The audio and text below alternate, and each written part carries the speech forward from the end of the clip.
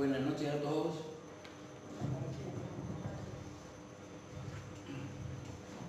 Hace un año, un vocablo que era propiedad de los médicos, de los bioquímicos, de los enfermeros, que lo conocíamos en la teoría, se empezó a hacer popular. Empezamos a escuchar la palabra pandemia, empezamos a escucharla de muchas maneras en bocas de muchas personas. Y ese nuevo vocablo que traía un nuevo significado a nuestra cotidianeidad, también traía sensaciones, distintas sensaciones que fuimos atravesando a lo largo de todo este año, hasta hoy, y aún hoy no terminó de cobrar del todo forma para nosotros, porque no ha pasado, porque es dinámico, porque es cambiante, porque no sabemos del todo qué nos depara en los próximos tiempos. Pero ese vocablo llegó y en un primer momento podemos decir que generó incertidumbre. No sabíamos bien exactamente qué significaría eso en la práctica. Generó incredulidad en muchos, una especie de negación, una especie de no poder ver lo que estaba pasando o por pasar. Esta sensación de que una cosa rara llegaba a nuestras vidas. Y en estos tiempos tan cambiantes en muchas cosas, tan cambiantes en lo tecnológico, tan cambiantes en lo político, tan cambiantes en lo económico en todo el mundo, esto parecía que era una cosa más de las cosas raras que estamos vivenciando. Pero a poco de andar aparece la cuarentena, empezamos a tener que estar recluidos en nuestros domicilios, a empezar a trabajar los que podían desde sus casas, a no trabajar muchas personas, a sufrir el impacto económico de todo ese parate, a empezar a elaborar teorías y discusiones sobre qué es lo que realmente estaba pasando o qué es lo que realmente habría que hacer. Y apareció el encierro, y apareció el aislamiento social, apareció la sensación de soledad, el sentirse solos. Una cosa es pasar una cuarentena en una casa de familia con 4 hijos y un abuelo, y otra cosa es pasarla para quien vive solo, o son 2. También es cierto que, increíblemente, no todos la pasaron mal por estar viviendo estas cuestiones. Para algunos significó un aumento de la conflictividad, de estar tanto tiempo tan juntos, personas que estaban normalmente más separadas en el espacio y en el tiempo por lo laboral, por el estudio. Pero así como algunos esto aumentó la conflictividad, para otros fue un volver a vivenciar cosas que el tiempo de la vida se había llevado y volver a compartir en familia cosas que no fueron malas. Hasta está aquel que disfrutó mucho de su soledad. Hay personas que pudieron decir que estaban bien así, que en general no les disgusta la soledad. Hubo un poco de todo. Y luego atravesamos ese paso y fuimos al tema de las distintas fases, que la fase 3, que la fase 4, que podemos salir a la esquina, que podemos ir más allá, más acá, hasta tal hora. Y eso terminó de configurar una situación donde vimos un montón de reacciones diferentes. Algunos, una vez afuera, a los 10 minutos de estar afuera, volvieron a las teorías negacionistas y incrédulas porque no se habían enfermado, porque no les había pasado nada a nadie cercano. Otros salieron de esa cuarentena con prudencia, salieron con hábitos de cuidado. Algunos salieron con temor, otros salieron como se sale de la jaula, salieron como irresponsablemente a disfrutar esto que se les estaba devolviendo. Y no es raro que sea así. Los seres humanos somos todos distintos.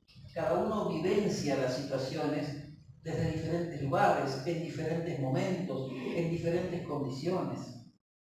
Estaba aquella familia que al principio ya perdió algún integrante. Estaba aquella familia que durante la cuarentena no podían visitar al familiar internado o acercarse siquiera. Estaban aquellos que habían perdido varios familiares o amigos cercanos y no habían podido ir al velatorio, no estaba esa sensación de lo cerrado, de haber terminado la relación con el amigo porque no se pudo acompañar, y el hombre está lleno de estas cosas. Y estos ritos sociales que tenemos, estos rituales sociales, los tenemos porque los necesitamos, porque nos hace bien. Si bien algunos son cuestionables, la relación afectiva con el otro, cuando hay un cierre, necesita de ciertas cosas que muchas veces no tuvimos. ¿No nos pasa que muchas veces pensamos que alguien ha fallecido en la pandemia y después lo vemos? Hace tanto que no lo veíamos que nos pareció que no estaba más. O estamos esperando ver a alguien que después recordamos que falleció en la pandemia. Estas distintas posturas de atravesamiento, está el que empezó con mucho miedo y siguió con mucho miedo, está el que empezó con miedo y se fue tranquilizando, está el que empezó más sereno pero después de ciertos avatares entró en un estado diferente. Ha sido muy polimorfo. Ha sido muy polimorfo la forma en que algunos lo han vivenciado desde el punto de vista, por ejemplo, económico. Algunos pudieron seguir ganando su dinero por ciertos trabajos que tienen o ciertos comercios que tienen, mientras que otros sintieron fuertemente la falta de lo que necesitaban. Y se hizo necesaria la solidaridad, se hizo necesario el pensar en el otro, no solo por lo económico. Estaba el llamado a ese que sabíamos que estaba solo, la charlita, el mensajito. Se empezaron a tejer fuertemente redes entre todos nosotros. Y podemos decir que en el resumen de lo que fue pasando a nivel del año, empezó a haber un montón de situaciones por las cuales podíamos enojarnos. El gobierno que no sé qué cosa, la clínica que no sé qué cosa, el médico que no sé qué cosa, o sea, había un montón de razones dentro de nuestra inseguridad, de nuestra incertidumbre, de nuestra necesidad, y lo depositábamos en el otro, lo depositábamos en el afuera.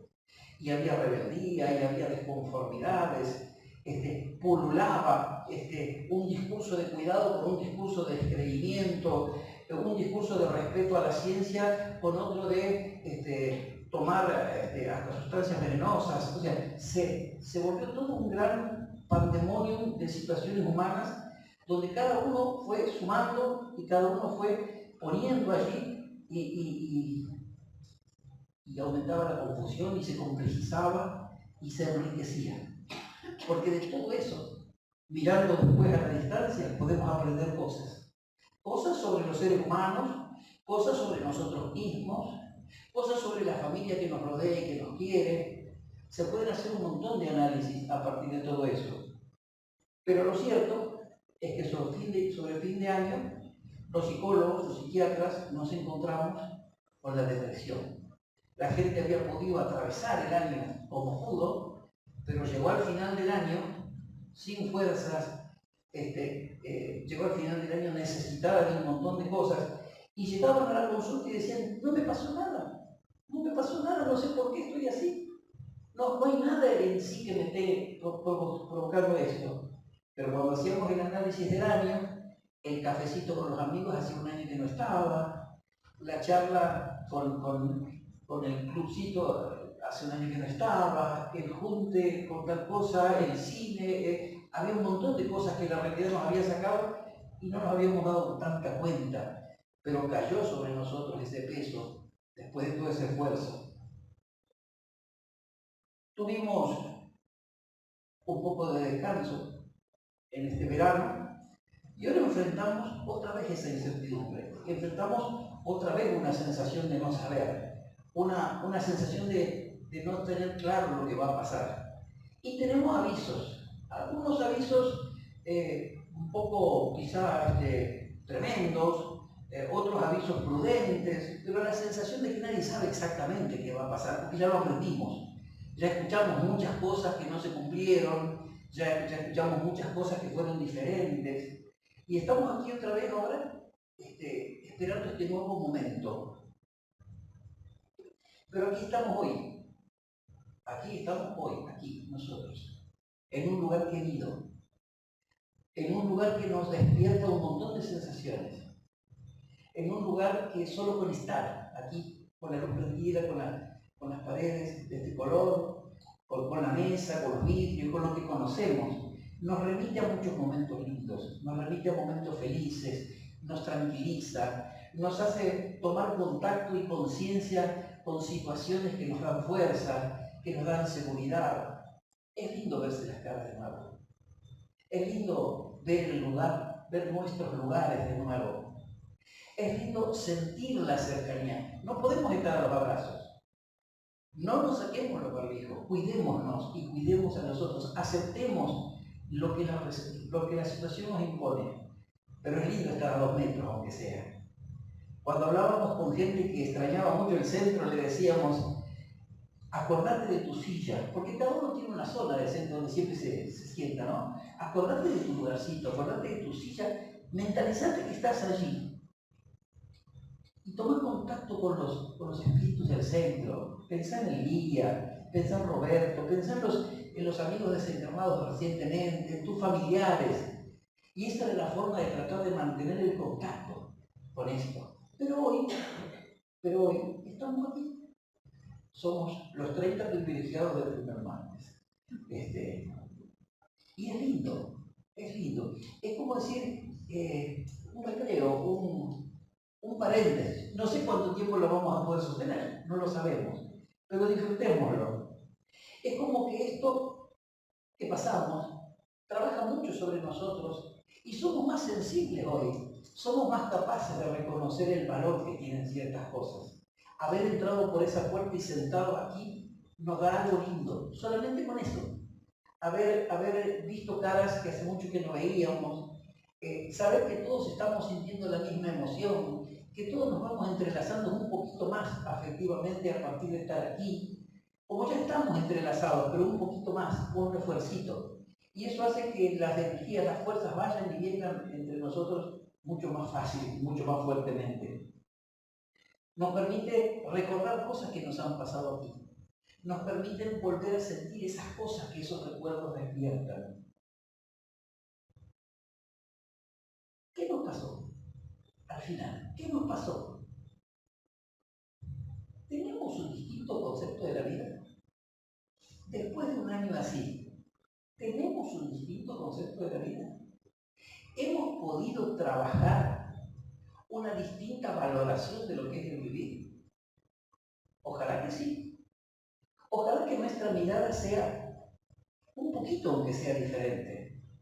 Ojalá que nuestra mirada, después de tanto que hemos pasado, después de tanto que hemos vivido, después de tanto que hemos visto pasar y sufrir a amigos, a familiares, ojalá seamos capaces de escaparnos un poquito del plano de la queja tan común en nosotros y poder decir, estamos, seguimos.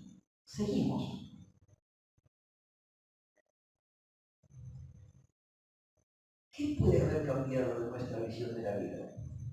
¿Qué puede haber cambiado de la valoración que podemos hacer de la vida? ¿Qué puede haber cambiado en nuestra valoración de las circunstancias?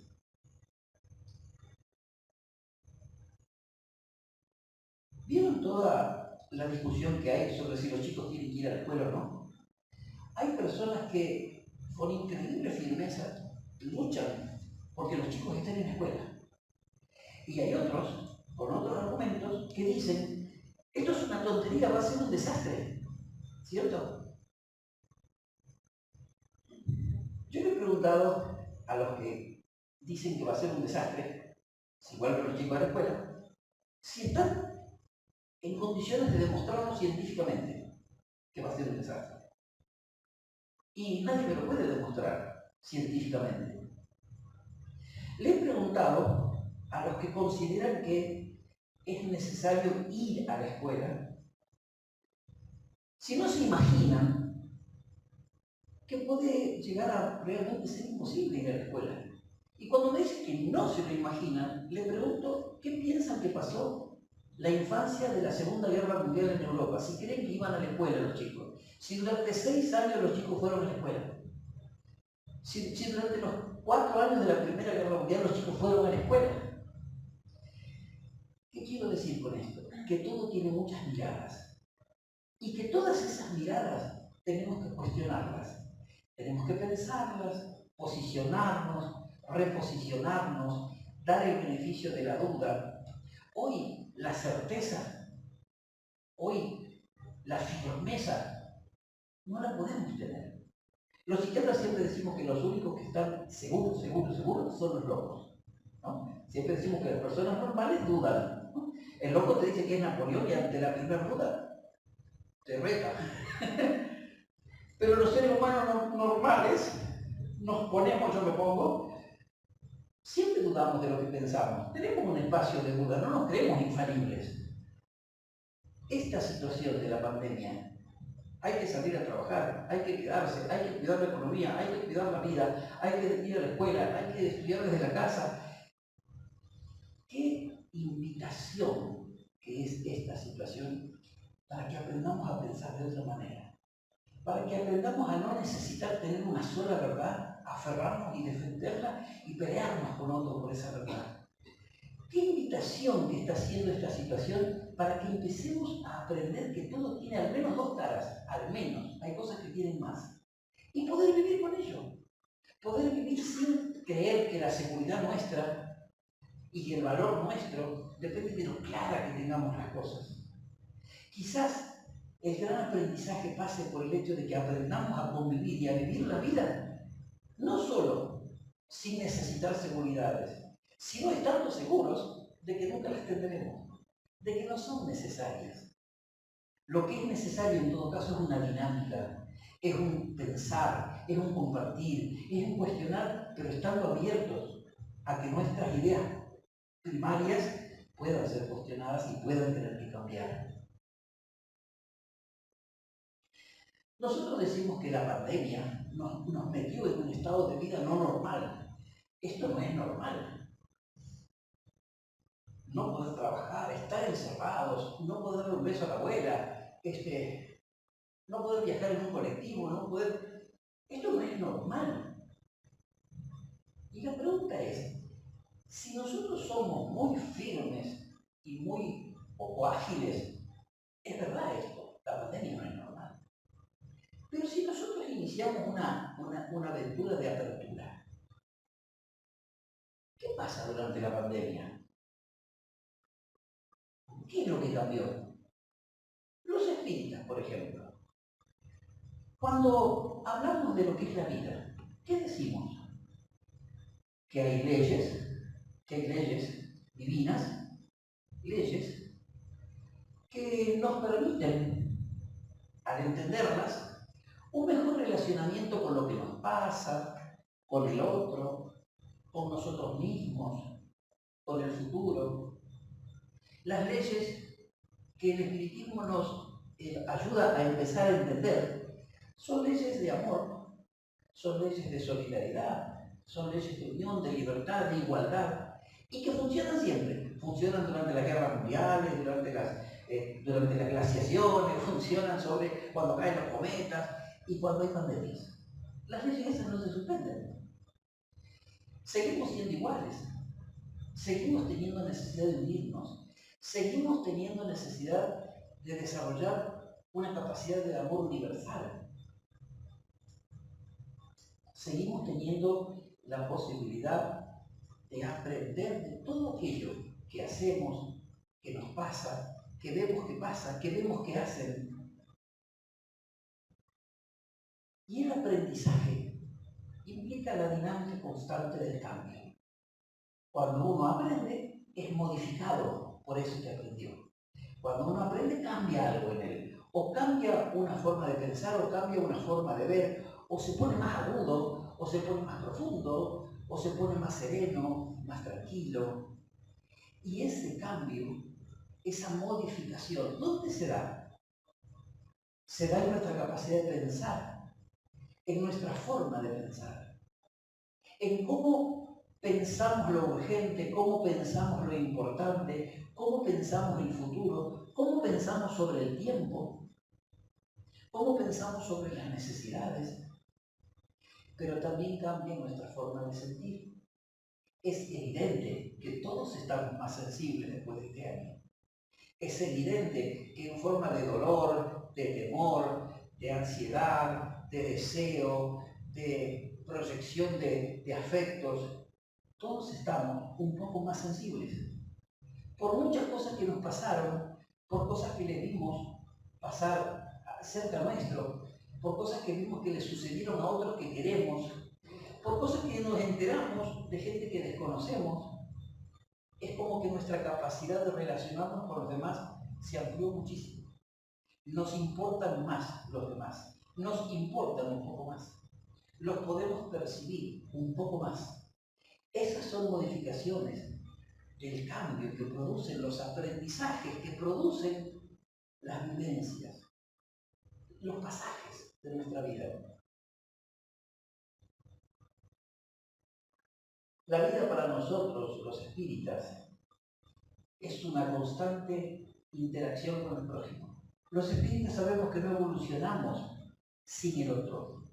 Los espíritas sabemos que evolución es personal, pero en el nexo colectivo. Necesito al otro que me interpela, necesito al otro que me nutre, necesito al diferente, necesito al espejo, necesito al que pelea por mi lugar, necesito al que me da, al que me quita.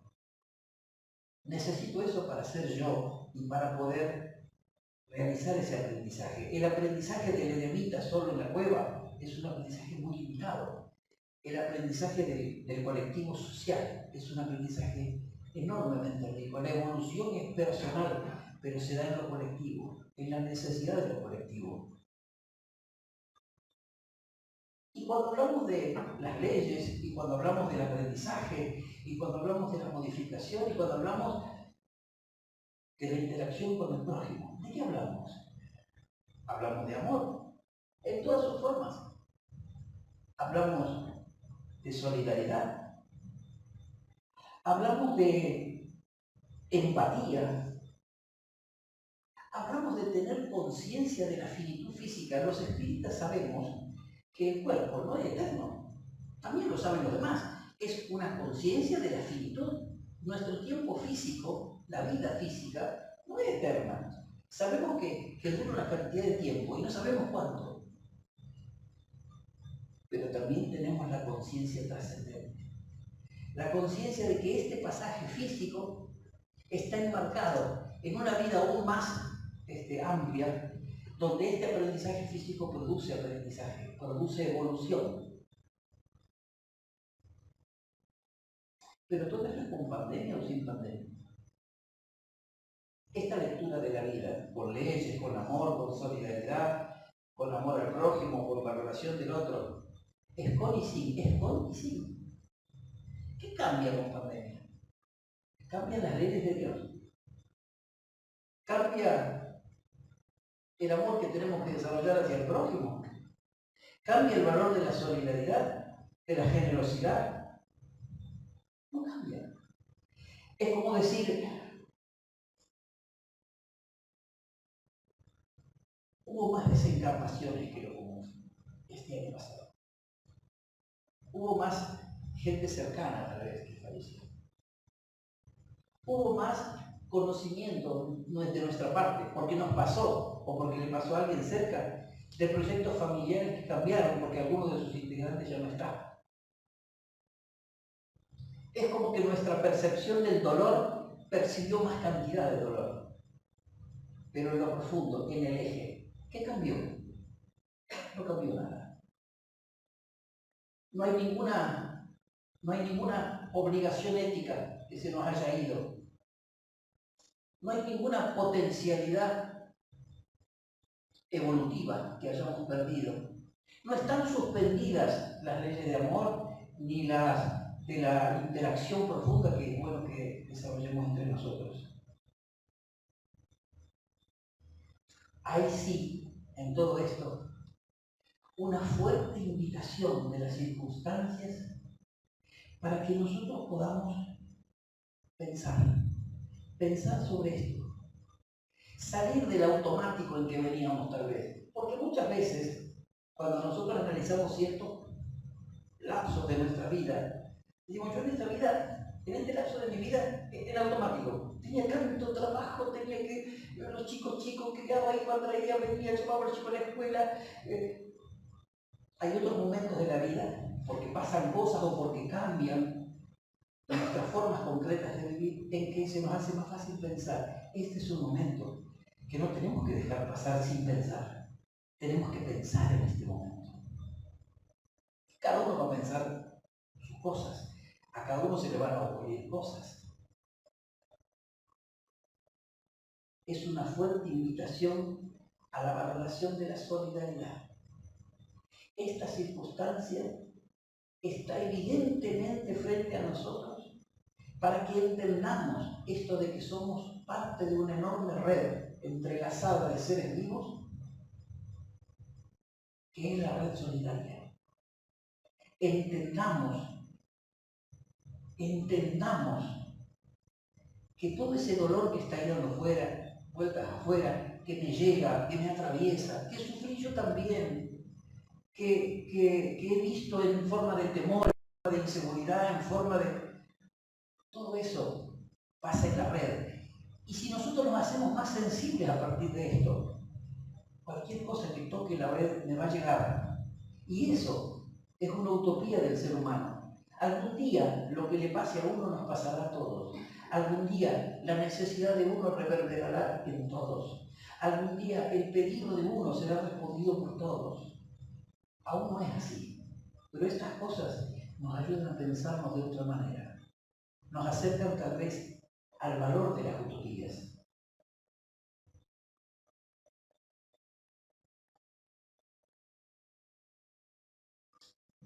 La generosidad. Es un momento para la generosidad. Es increíble la cantidad de gente que necesita una cantidad de cosas. Y no solamente dinero, y no solamente comida, y no solamente abrigo. Sentirse que forma parte, sentir que el colectivo social, aunque él esté encerrado en su casa, lo está llevando también a él. Sentir que está conectado con lo que está pasando con los demás. Y eso es una llamada, eso es un mensajito, eso es una periodicidad en la comunicación, eso es un preguntar cómo estás, necesitas algo, eso es un chiste todos los días en una página de amigos de la secundaria, eso es mantener el contacto y valorarlo de una manera diferente. Cuando hablamos de vida, cuando hablamos de evolución, hablamos de aprender. Cuando hablamos de aprender en una situación como esta, nos preguntamos si hay cosas específicas para aprender, cosas más claramente necesarias para aprender. Creo que la primera es la aceptación. Y no es fácil la aceptación cuando perdí un familiar, cuando no pude despedirme, cuando no pudimos honrarlo porque nos pasa eso. No es fácil la aceptación cuando estoy en una situación en la cual no sé si alguno de mis hijos se va a enfermar y no voy a poder evitarlo y no voy a poder cuidarlo. La aceptación de una regla de juego en la cual no estamos nunca del todo seguros de cómo hacer para estar seguros. Muchos de los que nos enfermamos no sabemos por qué nos enfermamos.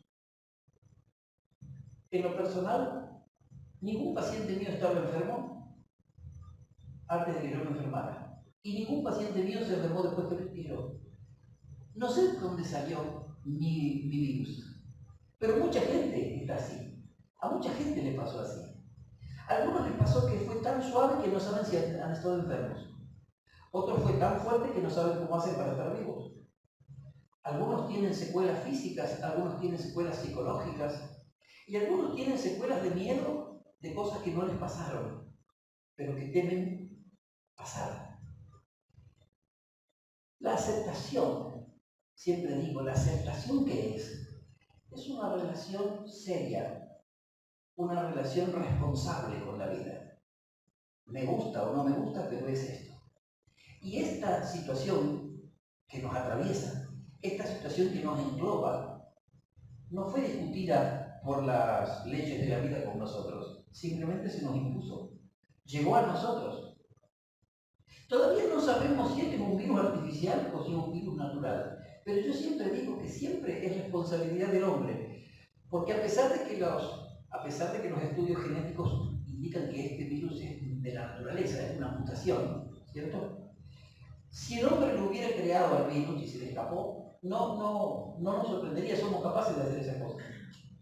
Y si somos capaces de hacer tanto desequilibrio ecológico que los virus empiezan a saltar y a mutar, tampoco nos podemos sorprender. Somos capaces de hacer esas cosas, las estamos haciendo. Hace mucho tiempo que estamos hablando de que tenemos que cuidar la naturaleza, de que tenemos que cuidar la ecología, de que tenemos que valorar los equilibrios.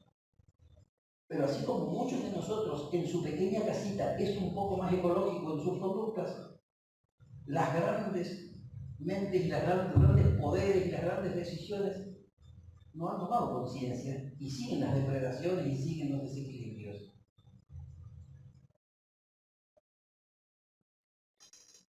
Aceptar,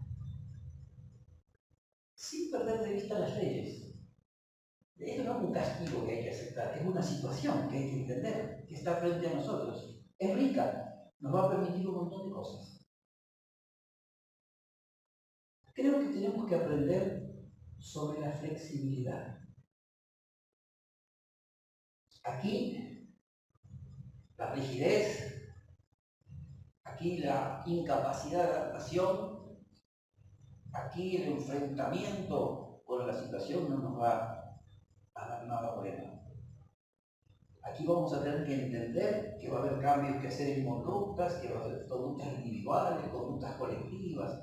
Hay que cambiar la forma de relacionarnos entre los seres. Hay que cambiar la forma en que vemos, vivimos, analizamos y discutimos los temas. Tiene que haber más respeto. Tiene que haber menos urgencia. Tiene que haber más sentido de trascendencia. Nosotros vemos, o existir hoy, científicos politizados con científicos que no parecen politizados. Políticos tratando de generar ganancias políticas de esto y otros que a lo mejor no dan tanto esa imagen. Vemos esto en todos los aspectos. Hemos visto personas aprovechar circunstancias para enriquecerse, por ejemplo. Sí, lo hemos visto. Pero el asunto es, cada uno de nosotros debe entender que no se nos preguntó el día anterior si estábamos de acuerdo con vivir esto. Y hace más de un año que lo estamos viviendo y va a durar más. Entonces, ser flexibles nos va a permitir adaptarnos, prepararnos, acomodarnos a las distintas posibilidades de las circunstancias, siempre con miras a un buen vivir de estas circunstancias, que nos va a generar aprendizaje, nos va a generar sabiduría, nos va a generar riqueza.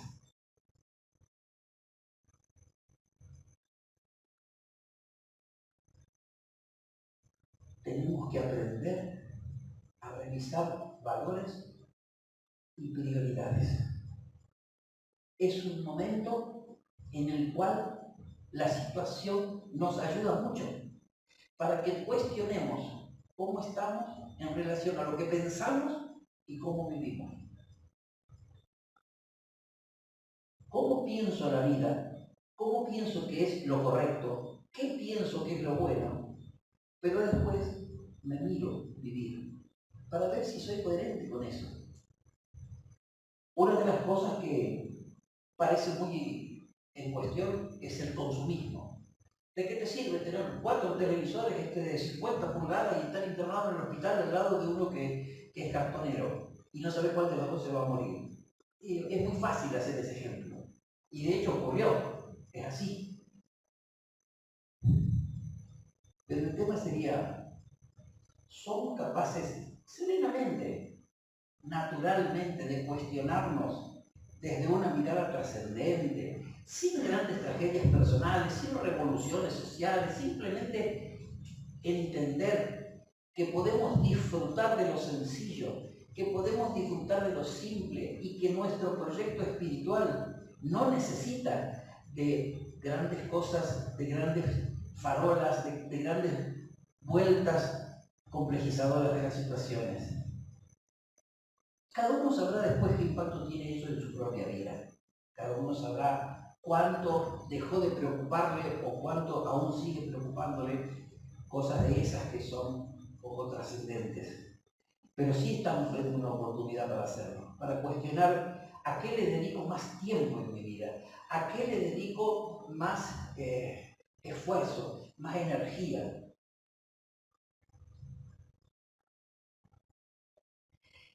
Tenemos que aprender sobre la aplicación práctica de la solidaridad y la generosidad, porque tiene muchas formas de hacerse, porque tiene muchas formas de lograrse, porque genera un enorme y positivo efecto, y a veces es tan simple, a veces es tan simple. Pruébenlo, piensen en un amigo que está un poco lejano en la relación, que hace mucho que no lo ven. Mándenle un mensajito y díganle, solo te estaba extrañando un poco y quería saber cómo estás. Esta persona tiene 5 kilos de fuerza y de alegría en su vida ese día. Y lo has hecho con un ratito, con una disposición, pero para eso hay que valorar lo que estás haciendo. Hay que saber que eso tiene esa capacidad y esa fuerza. No olvidemos que estas cosas que les estoy diciendo son cosas positivas, son cosas para adelante. Son cosas que hacen útil el momento que estamos viviendo. Estamos hablando de aprender, de cambiar la conducta, de modificar valores, de modificar prioridades, de enlazarnos con los demás. Lo contrario es esa sensación de sufrimiento colectivo que se ha generado. Muchas personas, a lo mejor aquí no hay ninguna de ellas, pero muchas personas viven aterrorizadas. Muchas personas hace meses que no salen a la vereda. Pues, pero será así, es así. Hay personas que están pendientes del diario, del informe de noticias y están contando muertos y están imaginando situaciones y se genera un ambiente de sufrimiento colectivo que es subjetivo y que se genera entre todos. Nosotros podemos elegir hablar de cantidades de muertos o hablar de cantidades de personas curadas bajo extrañas situaciones. Yo hay algunos que les llamo propiamente carones. Tengo un amigo que es psiquiatra, que es así más ancho que yo, así más ancho que yo y así más alto que yo, muy amigo de la comida, medio asmático, hipertenso, y me manda un mensaje y me dice: Alejandro, quiero despedirme de vos. ¿Qué te pasa?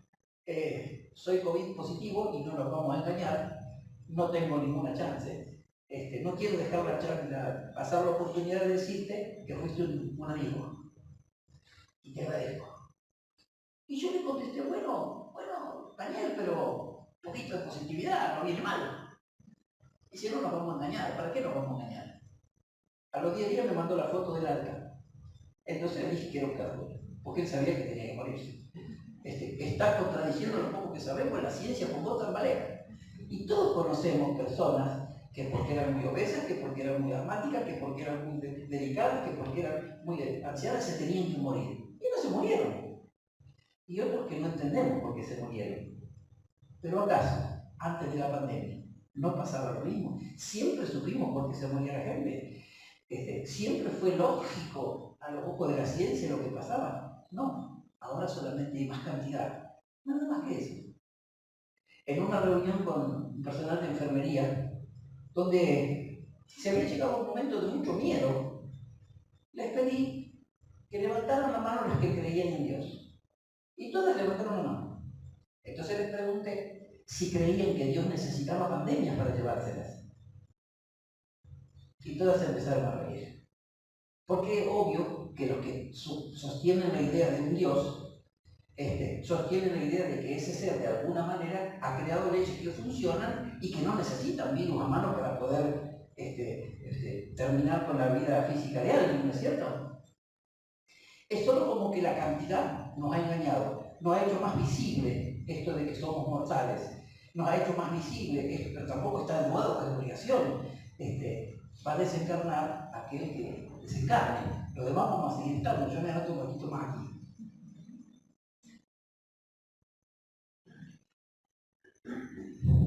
Sí. Es como que todos nos hemos puesto un poco más ecológicos. Como que pensamos, los desequilibrios, el otro día se partió la Antártida, otro pedazo grande, los volcanes están que no se apagan más, ¿qué está pasando, no es cierto? Pero también muchos han ocupado estos meses en revalorizar su propia familia. Han podido disfrutar lo que el trabajo les robaba, lo que el estudio les robaba, lo que las urgencias les robaban. Han sido obligados a compartir. Y se encontraron con la sorpresa de que es lindo estar en familia, la habían formado ellos.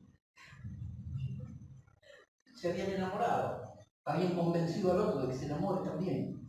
Formaron una familia con hijos y después se fueron a trabajar, digo hora por día. Y la pandemia los trajo a casa de vuelta. Y como dijo un amigo, simpática mi señora. La valoración del no consumismo. El no consumismo, basta de comprar cosas. Pero del otro lado, la valoración del diálogo. El diálogo, no solo estar cerca, hablarnos y escuchar lo que el otro dice. En la vida urgente de todos los días, solo escuchamos al otro para ver cuándo se calla para decir lo nuestro. Escucharlo realmente es entender lo que me está diciendo, cuáles son sus intenciones, qué me está transmitiendo. Hemos aprendido la valoración de la naturaleza, pero también la del compartir. La del compartir. Compartir el chocolate, compartir un tiempo, jugar juntos. Hemos aprendido el valor de la tecnología, porque gracias a estas cosas, y los celulares, y las comunicaciones, y los satélites, pero también hemos aprendido el valor del otro. El valor del otro. Ese que no veo hace rato y que lo estoy extrañando, y que para mí era una visión natural en mi vida. El espiritismo nos hace pensar en la necesidad de mantener clara esa fe, esa confianza que tiene el espírita, que no es en las anécdotas. Nosotros nos decimos, tengo fe de que no voy a desencarnar por la pandemia. Eso es una anécdota. Hemos desencarnado tantas veces ya. Encarnaremos y desencarnaremos tantas otras. La fe del espiritista es la fe en los procesos. La fe del espiritista es la confianza en que los procesos humanos y físicos y sociales y naturales son todas herramientas y vivencias, situaciones que dan pie a nuestro aprendizaje, a nuestro cambio, a nuestra transformación, a nuestro enriquecimiento.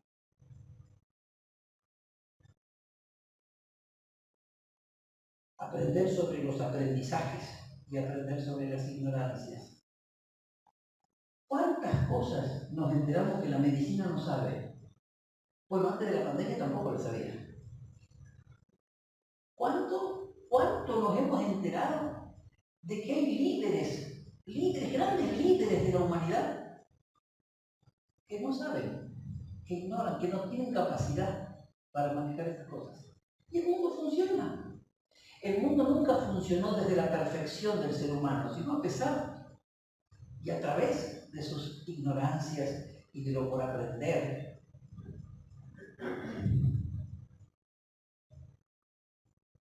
Hemos aprendido que el miedo puede ser una herramienta para nuestra prudencia, puede ser una herramienta para nuestro cuidado, pero nunca debe ser un freno o un aplastamiento de nuestras capacidades.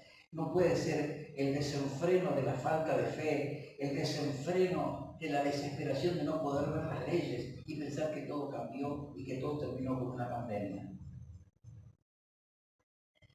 Tenemos que cuidarnos. Los espíritus nos dicen, tenéis que cuidaros, cuidar el cuerpo, que es la herramienta de la vivencia que está pasando. Cuidarnos. No podemos tener esa fe ciega, fanática de que Dios me va a cuidar en las leyes porque somos buenos. No, no, no, cuídate. Es la aceptación de las situaciones. Cuídate y cuidar. Porque esto es así de solidario. El que no se cuida no está cuidando a los otros tampoco. El que cuida a los otros se cuida a sí mismo. Qué linda trampa de la situación. Qué linda trampa.